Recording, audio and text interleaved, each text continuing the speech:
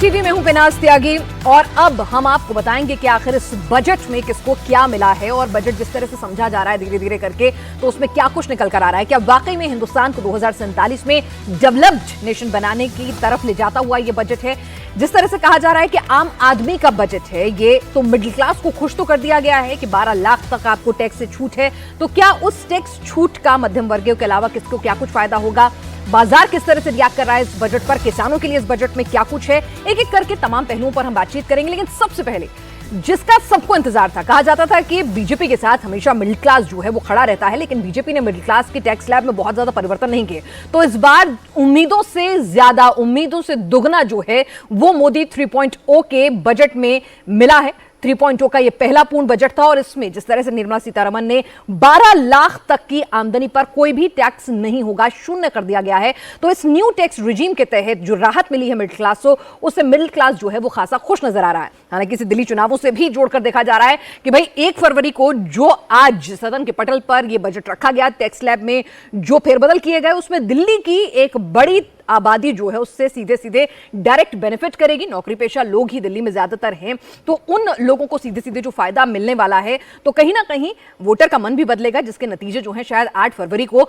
नजर भी आएंगे, ऐसा भी लोगों का कहना है। और बिहार, क्योंकि वहां अगले चुनाव होने वाले हैं, तो वहां पर भी बम्पर घोषणाएं की गई हैं। लेकिन सबसे पहले इनकम टैक्स, जिसका सबको एक तरह से कहें कि इंतजार रहता है और सभी लोगों को सबसे ज्यादा उम्मीदें थी और हर बार कहा जाता था कि नहीं उम्मीदें पूरी हो रही थी, तो इस बार उम्मीदों से ज्यादा दिया है वित्त मंत्री निर्मला सीतारमण ने। तो 12 लाख तक की आय पर आपको कोई भी टैक्स नहीं चुकाना होगा। 75,000 का स्टैंडर्ड डिडक्शन भी लागू होगा। तो ये पूरी इनकम हो गई आपकी 12,75,000 रुपए। अगर आपकी कमाई है तो आपको टैक्स नहीं देना होगा। अगर किसी की सैलरी 1,06,250 रुपए प्रति माह है तो उसे अब कोई टैक्स नहीं देना होगा। लेकिन आपको बता दें कि आपको रिटर्न जरूर फाइल करना होगा। रिटर्न सिर्फ 4 लाख तक के लोगों को, जिनकी तनख्वाह है, उनको नहीं फाइल करना होगा सालाना। उसके बाद के जितने भी स्लैब हैं सभी को रिटर्न जरूर फाइल करना होगा। I am now happy to announce that there will be no income tax payable up to income of 12 lakh rupees.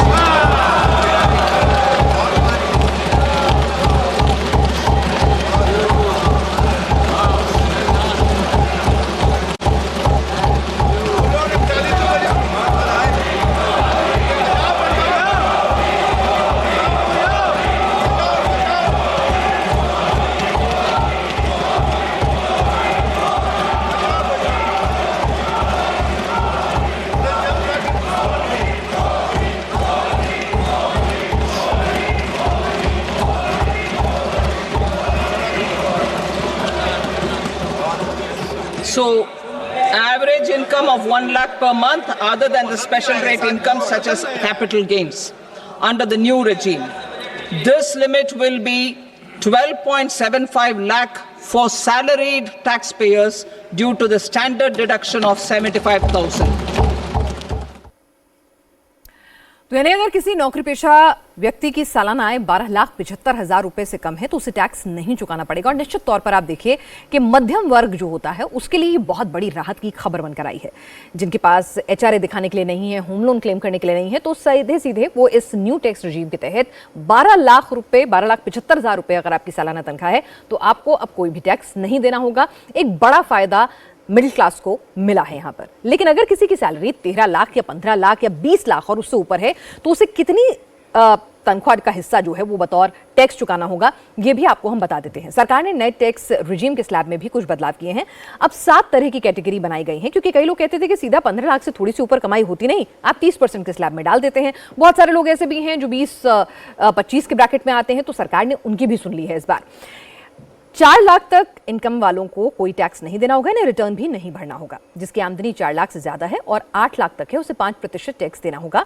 और अगर किसी की सैलरी 8 लाख से ज्यादा और 12 लाख रुपए तक है उसे तो 10% टैक्स देना होगा। 12 लाख से ज्यादा और 16 लाख तक के इनकम पर 15% टैक्स लगेगा। 16 लाख से ज्यादा और 20 लाख तक के इनकम पर 20% टैक्स लगेगा। 20 लाख से ज्यादा और 24 लाख तक के इनकम पर 25% टैक्स लगेगा। यानी कि एक नई स्लैब जो है इंट्रोड्यूस कर दी गई है। और अगर किसी की इनकम 24 लाख से ज्यादा है तो उसे 30% टैक्स देना होगा।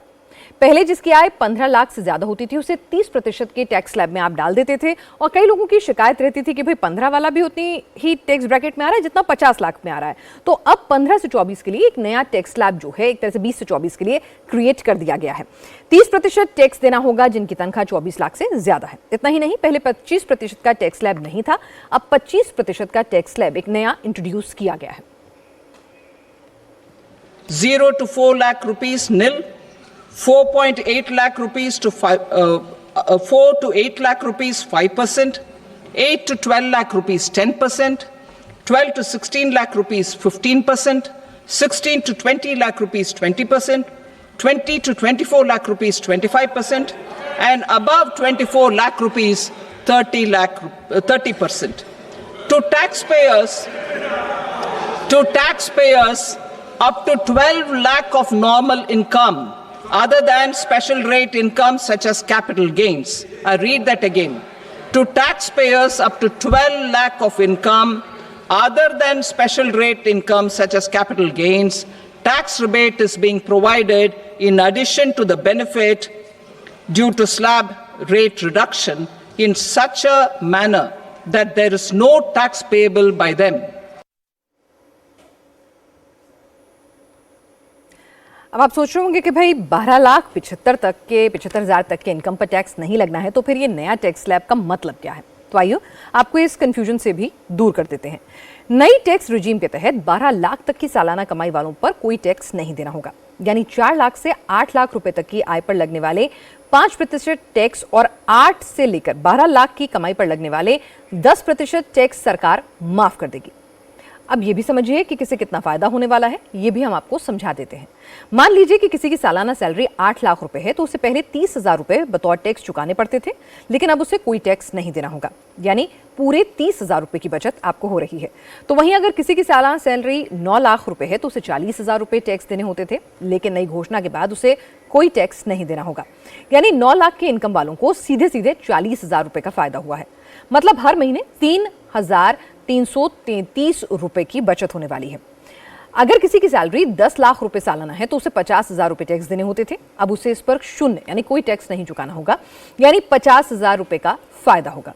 मतलब कि 10 लाख तक के इनकम वालों को हर महीने 4,166 रुपए ज्यादा सैलरी अकाउंट में आएगी। इसी तरह जिसकी सैलरी 11 लाख रुपए सालाना है, उसे पहले 65,000 रुपए टैक्स के तौर पर चुकाने होते थे, अब उसे टैक्स नहीं देना होगा, यानी उसे हर महीने 5,416 रुपए की बचत होगी।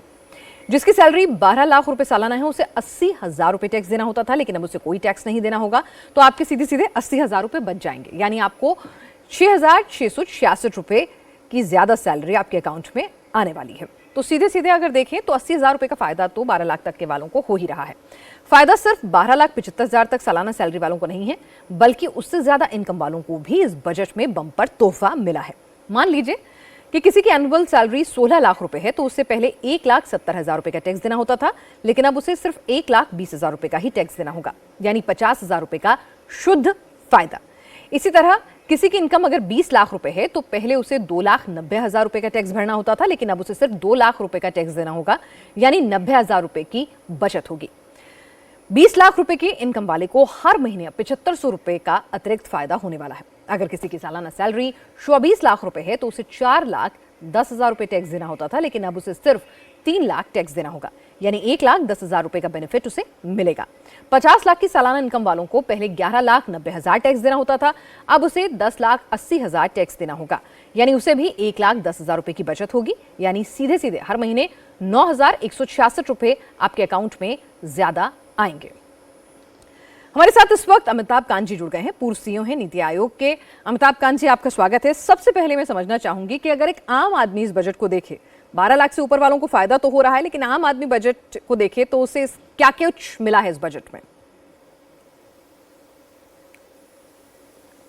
देखिए, ये बजट में जो टैक्स एग्जेम्पशन दिए गए हैं, ये इंडिया की हिस्ट्री में इतने बड़े टैक्स एग्जेम्पशन कभी नहीं दिए गए। ये पूरा जो आपकी टैक्स कलेक्शन होता है, उसका करीब 7-7.5% का टैक्स एग्जेम्पशन दिया गया है, और ये इस लक्ष्य से दिया गया है क्योंकि कंजम्पशन बढ़े, कंजम्पशन से डिमांड बढ़ती है और डिमांड से फिर प्रोडक्शन बढ़ेगा, प्रोडक्शन से फिर ग्रोथ बढ़ेगी, ग्रोथ से फिर जॉब्स बढ़ेंगी। तो ये एक सर्कल होता है जिस पर क्योंकि कंजम्पशन को बढ़ावा देना था, एक डिमांड को फिलिप देना था, ये आवश्यक था। और मेरे विचार से गवर्नमेंट ने बड़े दिल खोल के ये पूरा एग्जेम्पशन दिया है और इसका लॉन्ग टर्म ग्रोथ पर बड़ा इम्पैक्ट आएगा मेरे विचार से। और ये भी बड़े रिस्पॉन्सिबल तरीके से दिया गया है, फिस्कली मैक्रो प्रूडेंशियल तरीके से दिया गया है, क्योंकि फाइनेंस मिनिस्टर ने इस साल फिस्कल डेफिसिट 4.8% है और अगले साल वो 4.4% पर उसको ले आएंगी। और तीसरी चीज़ मैं कहना चाहूँगा कि बजट बड़ा लेबर इंटेंसिव सेक्टर्स पर फोकस करता है, टूरिज्म हो, टॉय हो, आपका फुटवेयर हो, लेदर हो, और ये सारे बड़े लेबर इंटेंसिव सेक्टर हैं, इनसे मल्टीप्लायर इम्पैक्ट जॉब्स पर बहुत होता है। तो ग्रोथ विद जॉब्स इस बजट का फोकस रहा है कि कैसे ग्रोथ इकोनॉमी को बढ़ावा दिया जाए पर उसके साथ साथ कैसे जॉब्स बनाई जाए। जी अमिताभ जी, आपने जिक्र किया खपत जो है वो एक बहुत बड़ा कंसर्न बना हुआ था और जिस तरह से लगातार कहा जा रहा था कि मनी फ्लो जो है कहीं ना कहीं उसे बढ़ाया जाएगा और वो टैक्स रिबेट से होता हुआ दिख भी रहा है। लेकिन एक दूसरी समस्या जो चुनौती हमेशा से बनी रही है सरकार के पास, वो है रोजगार सृजन, एम्प्लॉयमेंट। तो आपको इस बजट को स्टडी करने के बाद लगता है कि वाकई में ये समस्या एड्रेस होगी? देखिए, ये लेबर इंटेंसिव बजट है। फिस्कल साइड पे फाइनेंस मिनिस्टर ने सब कुछ किया है। उन्होंने एक क्रेडिट गारंटी स्कीम भी बनाई जिससे कि स्टार्टअप और एमएसएमई को सपोर्ट मिले। एमएसएमई सेक्टर पर फोकस किया बहुत ज़ोरों का, लेबर इंटेंसिव सेक्टर्स पर फोकस किया और उसके अलावा इनोवेशन पर फोकस किया है। पर दो चीज़ें देखिए, फिस्कल साइड पर जो कुछ फाइनेंस मिनिस्टर कर सकती थी सारा कुछ उन्होंने किया है। अब क्रेडिट बढ़ाना आवश्यक होगा, जो कि मॉनेटरी पॉलिसी आरबीआई उस पर कदम लेगा और जब वो क्रेडिट बढ़ेगा तो बोथ ग्रोथ पे बहुत इम्पैक्ट आएगा उसका। जी अमिताभ जी, 2047 तक हम डेवलप्ड इकोनॉमी बनने का सपना देखते हैं, हमारे एक तरह से टारगेट है। तो आपको लगता है कि ये बजट उस टारगेट की तरफ बढ़ता हुआ बजट साबित होगा? क्योंकि अगर हमें वो टारगेट अचीव करना है तो हमें आने वाले कम से कम 2 दशकों तक अपनी जो ग्रोथ है वो 8% से ऊपर रखनी होगी, जो अभी काफी दूर है। देखिए, विकसित भारत का मतलब अर्थ है कि हम आज $4 ट्रिलियन इकोनॉमी है, हम 4 ट्रिलियन से 30 ट्रिलियन तक पहुँचें। 30 ट्रिलियन का अर्थ है कि हम अपनी जीडीपी 9 गुना बढ़ाएं और अपनी पर कैपिटा इनकम 8 गुना बनाएं और हम अपनी मैन्युफैक्चरिंग 16 गुना बढ़ाएं। और मैन्युफैक्चरिंग के बिना ना जीडीपी बढ़ेगी ना पर कैपिटा इनकम बढ़ेगी। तो ये बजट मैन्युफैक्चरिंग पर बहुत फोकस करता है, एमएसएमई पे बहुत फोकस करता है, मैन्युफैक्चरिंग मिशन की बात करता है, बैकवर्ड फॉरवर्ड इंटीग्रेशन की बात करता है। तो मैन्युफैक्चरिंग जब बढ़ेगी तो ग्रोथ लॉन्ग टर्म आएगी और मेरे विचार से ये बजट उस डायरेक्शन में आपको ले जाता है कि जिससे लगातार आप 8-9% की ग्रोथ पर ग्रो करें और आप एक डेवलप्ड विकसित भारत बनकर $30 ट्रिलियन की इकॉनमी बनकर निकले। अमिताभ जी, आपने कहा एमएसएमई सेक्टर के लिए बजट में काफी कुछ प्रॉमिसिंग है, मैन्युफैक्चरिंग सेक्टर के लिए भी काफी कुछ प्रॉमिसिंग आपको इस बजट में नजर आ रहा है। एक बड़ा वर्ग है वो है कृषि, किसान, तो उसको कितना और किस हद तक इस बजट में एड्रेस किया गया है? क्योंकि किसान हमेशा मुखर रहा है, सरकार के साथ वक्त वक्त पर टकराव की स्थिति भी उत्पन्न हुई है, वो काफी खुश नहीं रहे हैं सरकार से। तो आपको लगता है कि उनके इश्यूज, उनके प्रॉब्लम्स इस बजट में एड्रेस हो रहे हैं? कृषि क्षेत्र के लिए तो बहुत किया गया है कि 100 डिस्ट्रिक्ट्स जो बैकवर्ड हैं, जिनको एस्पिरेशनल डिस्ट्रिक्ट की तरह ट्रीट किया जाएगा, वहाँ टेक्नोलॉजी, क्रेडिट, सीड्स सब कुछ किया जाएगा। उसके अलावा नेशनल पल्सेस मिशन की बात की गई है, फ्रूट्स एंड वेजिटेबल्स की बात की गई है और एग्रीकल्चर में क्रेडिट फ्लो की बात की गई है। तो एग्रीकल्चर क्षेत्र के लिए तो बहुत किया गया है। अमिताभ जी, एग्रीकल्चर पे तो बहुत एम्फेसिस है इस बजट में। अमिताभ जी, कुछ लोग इसे कह रहे हैं कि ये पीपल्स बजट मोदी जी ने इसे करार दिया है, तो आप भी मानेंगे कि वाकई में पीपल्स बजट है, ये आम आदमी का बजट है? क्योंकि बड़ी बड़ी बातें जो हैं वो इंडस्ट्रियलिस्ट को समझ में आती हैं, पॉलिसी मेकर्स को समझ में आती हैं, लेकिन आम आदमी को लगता है भाई मुझे क्या मिला, मेरी जिंदगी इस बजट के बाद कैसे बदलने वाली है? ये बजट बिल्कुल आम आदमी का बजट है, ये बजट बिल्कुल मिडिल क्लास का बजट है, पर ये बजट इंडिया का बजट है। अमिताभ जी, ये बताइए कि विपक्षी दल जो है वो कह रहे हैं कि ये काफी इलेक्शन से प्रेरित बजट भी नजर आ रहा है कि बिहार में इलेक्शन होने हैं तो वहां पर आपने एड्रेस कर ली हैं तमाम चीजें, और दिल्ली की जनता मिडिल क्लास को एड्रेस करने के लिए आपने टैक्स स्लैब में ये रिबेट कर दिया है। तो डायरेक्ट कहीं ना कहीं आपने इलेक्शंस को भी ध्यान में रखते हुए बजट रखा है। तो आपको लगता है कि जब वित्त मंत्री इतनी अपना एक विजन डॉक्यूमेंट पेश कर रहे होते हैं तो ये सब दिमाग में रहता है?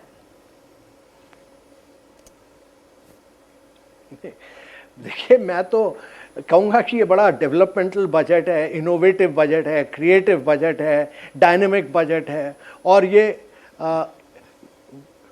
इंडिया का बजट है। अमिताभ जी, अगर इस बजट में आपको मैं कहूं कि सबसे अच्छी जो बेहतरीन बातें रखी हैं आपने कि जिससे एम्प्लॉयमेंट बढ़ेगा, जिससे कहीं ना कहीं कंजम्पशन बढ़ेगा, आपको कौन से फैक्टर्स हैं जो सबसे ज्यादा अपील कर रहे हैं इस बजट में? देखिए, मैं तो विश्वास रखता हूँ कि ये बजट टेक्नोलॉजी ओरिएंटेड बजट है, स्टार्टअप ओरिएंटेड बजट है, इनोवेशन ओरिएंटेड बजट है, और ये clean tech mission oriented budget है, और ये सब क्षेत्र भारत को आगे चल के बहुत ग्रोथ देंगे। अमिताभ जी, थोड़ा समझाएंगे, क्योंकि हमेशा कहा जाता है कि मैन्युफैक्चर सेक्टर जो है अगर वहां पे उन्नति होगी तभी हम डेवलप नेशन की तरफ भी बढ़ सकेंगे और तभी जो है रोजगार जो है वो भी एम्प्लॉयमेंट ज्यादा जनरेट हो सकेंगी। तो इस बजट में मैन्युफैक्चरिंग सेक्टर अपलिफ्ट हो उसके लिए क्या कुछ किया गया है, थोड़ा अगर एक्सप्लेन करें। देखिए, भारत में कृषि क्षेत्र में 46% जनसंख्या भी काम करती है। भारत की 46% बहुत ज़्यादा है, और एग्रीकल्चर से निकाल के इनको मैन्युफैक्चरिंग में ले जाना आवश्यक है, क्योंकि वहाँ बेहतर इनकम मिलती है। मैन्युफैक्चरिंग अभी हमारी जीडीपी की 17% है, उसको 25% तक ले जाना है, और मैन्युफैक्चरिंग बढ़ाने के लिए हमें ग्लोबली कॉम्पिटिटिव बनना पड़ेगा। हमारे लॉजिस्टिक कॉस्ट, पावर कॉस्ट को कम करना पड़ेगा। ये बजट को देखिएगा तो ये सब चीज़ों पर फोकस करता है, लॉजिस्टिक पर फोकस करता है, पावर पर फोकस करता है, ये स्टेट्स पर फोकस करता है जिनको ज़मीन देनी है, और ईज ऑफ डूइंग बिजनेस पर फोकस करता है, रेगुलेटरी रिफॉर्म्स पर फोकस करता है। जी अमिताभ जी, आपने हमसे अगर ये सब चीज़ें देश में होती हैं तो मैन्युफैक्चरिंग ऑटोमेटिकली बढ़ेगी। ठीक है अमिताभ जी, आप हमारे साथ इस चर्चा में शामिल हैं, आपका बहुत बहुत शुक्रिया। तो अमिताभ जी की नज़र में भी ये बजट जो है कहीं ना कहीं हिंदुस्तान के लिए एक पूरा विजन डॉक्यूमेंट है और हिंदुस्तान को तरक्की की राह पर ले जाने वाला है, और पीपल्स बजट वो भी इसे करार दे रहे हैं। अमिताभ कांत, पूर्व सीईओ नीति आयोग के, आप हमारे साथ सुन रहे थे।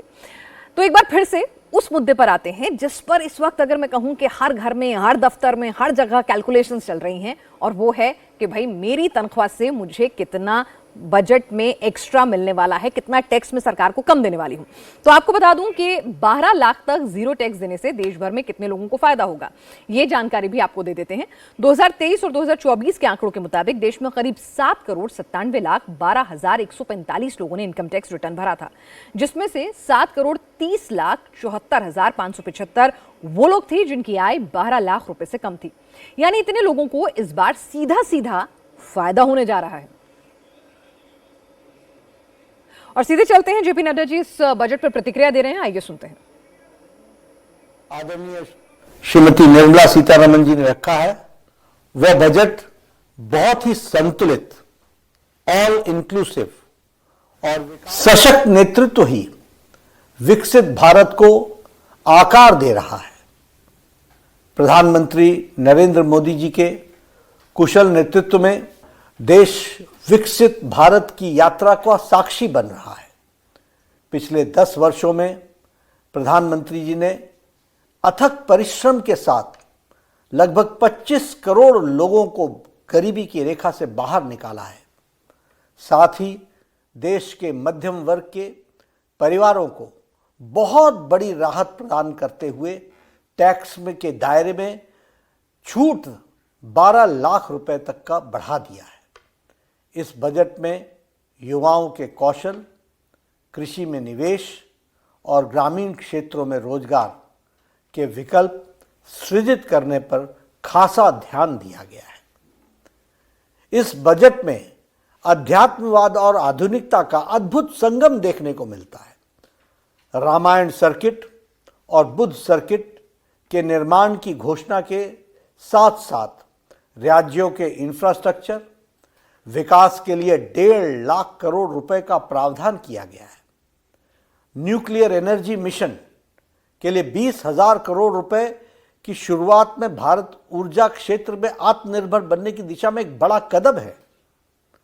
पर्यटन को बढ़ावा देने के लिए 50 प्रमुख स्थलों का राज्यों की भागीदारी से विकास किया जाएगा, जिससे न केवल सांस्कृतिक धरोहर को संरक्षित किया जाएगा बल्कि स्थानीय रोजगार के अवसर भी बढ़ेंगे। आईआईटी की क्षमता का विस्तार तकनीकी शिक्षा और नवाचार को सशक्त बनाएगा। स्वास्थ्य कल्याण की दृष्टि से बजट में लगभग 1 लाख करोड़ रुपए का प्रावधान दिया गया है। तो किस तरह से पर्यटन हो, शिक्षा हो या फिर स्टार्टअप्स हो, सभी को बूस्ट करने के लिए ये बजट है, ये जेपी नड्डा कह रहे थे। और मोदी सरकार ने बजट में दिल्ली सहित देश के मिडिल क्लास को सबसे बड़ी खुशखबरी दी है। दिल्ली में 5 फरवरी को वोटिंग है, 8 फरवरी को नतीजे आएंगे और दिल्ली के सियासी दंगल में मिडिल क्लास एक बड़ा फैक्टर माना जाता है और मिडिल क्लास परंपरागत तौर पर बीजेपी का वोटर भी माना जाता है। ऐसे में बड़ा सवाल यह है कि क्या बजट में मिडिल क्लास को मिली बंपर सौगात दिल्ली के चुनाव में खेला करने वाली है? क्या मोदी के बजट से दिल्ली के चुनाव में आम आदमी पार्टी और कांग्रेस को बड़ा झटका लगने वाला है? ये देखना दिलचस्प रहेगा, क्योंकि दिल्ली के अगर आप डेमोग्राफी को देखेंगे, वोटर्स को देखेंगे, तो मिडिल क्लास चुनाव में जीत हार तय करता है। दिल्ली के कुल 1 करोड़ 65 लाख वोटर्स में से 67% मिडिल क्लास हैं और देश में किसी भी राज्य में सबसे ज्यादा मिडिल क्लास दिल्ली के अंदर है। दिल्ली का मिडिल क्लास 5 लाख रुपए से 30 लाख रुपए तक की सालाना इनकम अर्जित करता है। अब मोदी सरकार ने 12 लाख तक टैक्स में छूट दे दी है, जिसका सीधा सीधा असर मिडिल क्लास पर पड़ने वाला है और ये एक बड़ा तबका है। सवाल ये है कि क्या इस तोहफे के बाद मिडिल क्लास वोट भी बीजेपी को पूरी तरह से ट्रांसफर होगा और अपने घर से निकलकर वोट देगा?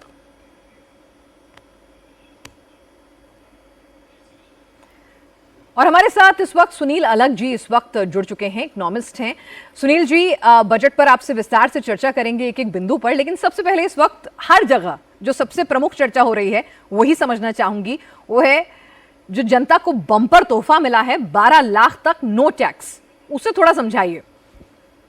देखिए, मैं तो इतना समझ गया कि 12 लाख के ऊपर जो नो टैक्स है, द बिगेस्ट आउटलाइन जो इस बजट का है। लेकिन सोचना यह है कि जैसे आपने यस प्राइम मिनिस्टर जो बीबीसी का प्रोडक्शन था बहुत कोई 25 साल पहले, ब्यूरोक्रेट्स क्या करेंगे उस पर कोई कॉमा कोई फुल स्टॉप, वो देखना है हमें डिटेल में कि इतना इम्पैक्ट हो रहा है कि आप पहले तो जो इम्पैक्ट किया है, ऑल राइट, तो आप reduce the number of tax rebates, no 4 lakh के ऊपर, 8 लाख के ऊपर, 9 लाख के ऊपर, वो पूरा कैटेगरी हटा देते। तो पहले उन्होंने हटाया नहीं है, अभी तक नहीं हटाया है। जो टैक्स देना है ये नहीं है कि 12 लाख के शुरू होगा कि अब समझो कि आप 13 लाख कमा रहे हो तो आप सिर्फ 1 लाख पे देंगे कि जीरो से शुरू होगा, 4%, 8%, 12% सब टैक्स देते जाओगे। तो ये क्लैरिटी नहीं आई है इस पे। लेकिन मोदी जी ने इतना किया है कि देखिए, हर डिबेट में, हर पॉलिटिक्स में, हर बजट में 1 साल के लिए 1 फरवरी पे मैं कहता हूं कि 75% के जो बजट का है वो सिर्फ 1 साल के लिए है, 25% जो है आगे जाके देखना 5 साल के 10 साल के बाद। तो लेकिन 1 साल में कितना करेंगे इन लोग, ये जो इनकम टैक्स बिल आएगा तो आप पढ़ेंगे, आप उसको आसानी से पढ़ेंगे, आराम से पढ़ेंगे, तब आपको मालूम होगा कि डिमांड के ऊपर कितना फायदा होगा कि नहीं। क्योंकि बिना डिमांड के, बिना जो हम कह रहे थे कि मिडिल क्लास को इग्नोर किया पिछले 2 साल से, पिछले 2 बजट में मिडिल क्लास के लिए कुछ भी नहीं आया। तो जो भी मिडिल क्लास के लिए मोदी जी ने किया है वो तो आएगा ही आएगा। तो अब क्वेश्चन है कि अब सेविंग में बढ़ाएंगे कि आप खर्च करेंगे, ये देखना है। सही, तो जनता किस तरह से रिएक्ट करेगी जो ये हर महीने हर एक को कम से कम 4,000 से लेकर 6,000 तक का जो लाभ हो रहा है, तो उसको किस तरह से जनता वाकई में जो खपत बढ़ाने की सरकार की नीति है उस तरफ बढ़ाएगी या फिर सेविंग करने वाली है? लेकिन सुनील अलग जी, कुछ लोगों के मन में ये भी सवाल है कि भाई एक राहत तो चलिए आपने 12 लाख पे दी, आपने कहा उसमें जो देखना होगा कि ये अभी भी वो स्लैब्स आपने क्यों रखे हुए हैं, रिटेन किए हुए हैं, 0 to 4, 4 to 8, ये क्यों रखे हुए हैं? हाँ, ये एक क्लॉज है जिसको आगे जब ये पूरा बिल आएगा तो उसमें समझना और ज्यादा डिटेल में फायदेमंद रहेगा। लेकिन सरकार ने बताया भी है कि भाई आपको 80,000 का फायदा होगा, इस व्यक्ति को इस स्लैब में इतना होगा, तो यानी कि ये तो क्लियर है मोटा मोटा कि 12 लाख तक टैक्स नहीं लगने वाला है। नहीं, अगर इतना फायदा होगा तो रिमूव द स्लैब्स। नो, आप जो कह रहे हैं कि देखिए, आप जो कह रहे हैं कि ईज ऑफ बिजनेस, जितना जीएसटी में किया है, जितना ये में किया है, सब जगह किया हुआ है। देखिए, मैं तो कहता हूं कि ease of business can only happen when you have reduce number of simplification. कि देखिए, आप जीएसटी में कितने रेट्स रखे हुए हैं। मैं तो सोचता हूं कि 10%, 12%, 18%, 28%, 48%, 0%, ये कितने स्लैब बनाए हुए। आप कम कीजिए। मैं आपको सुनील जी रोकना चाहूंगी, योगी जी कुछ कह रहे हैं, जरा एक बार वो सुन लेते हैं। श्रीमती निर्मला सीतारमण जी ने आज देश की संसद में देश का 2025-26 का आम बजट प्रस्तुत किया है। यह आम बजट विकसित भारत के संकल्प को साकार करने के लिए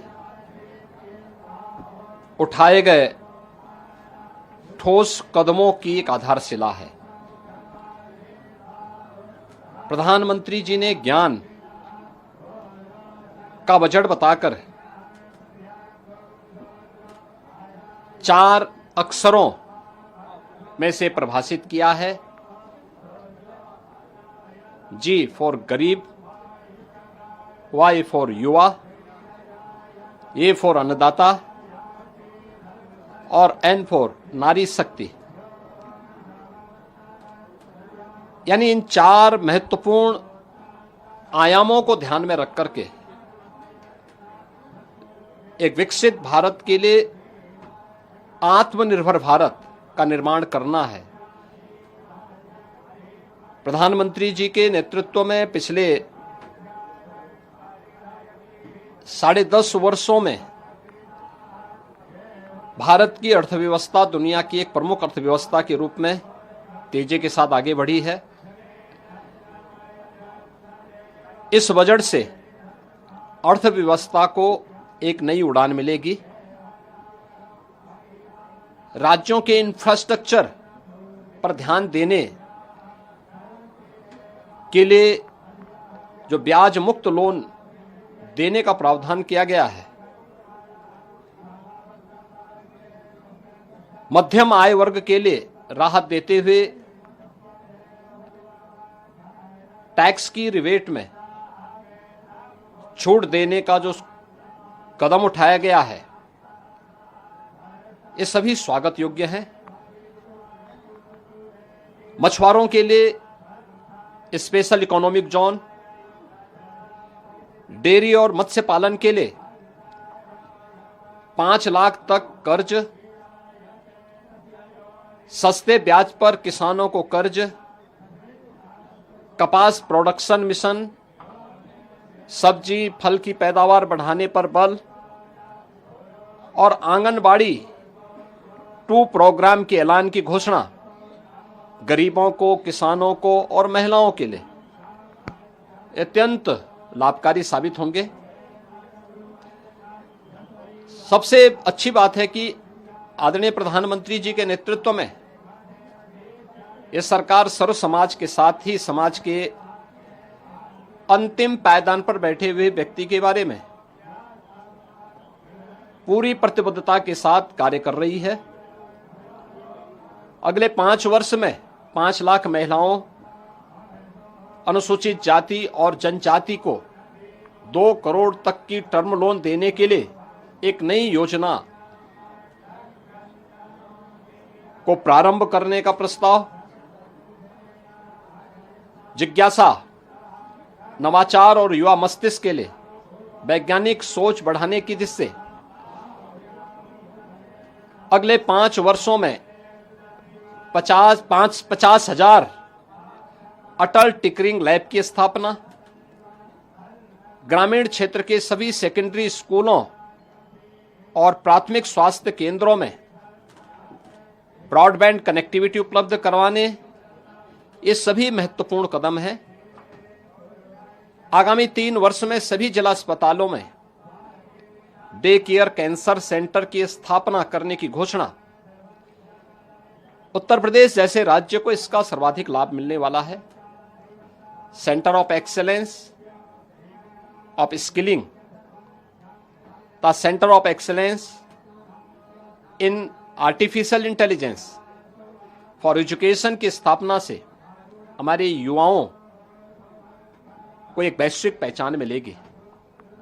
अन्नदाता किसानों के लिए प्रधानमंत्री धन धान्य की योजना की घोषणा का हम स्वागत करते हैं। इस योजना से देश के करीब 1.25 करोड़ किसान लाभान्वित होंगे। निश्चित रूप से इस योजना का किसान सबसे बड़ा लाभार्थी बनेगा और उत्तर प्रदेश इससे सर्वाधिक लाभान्वित होने वाला राज्य होगा। किसान क्रेडिट कार्ड के माध्यम से जो घोषणा की गई है, इसकी सीमा को 3 लाख से बढ़ाकर के 5 लाख रुपए तक किया जाना, यह भी अभिनंदनीय है। देश को $5 ट्रिलियन की इकोनॉमी बनाने के संकल्प पथ पर तेज गति से ले जाने वाला यह बजट आदरणीय प्रधानमंत्री जी के विजन को और आगे तेजी के साथ बढ़ाने का, तीसरे टर्म में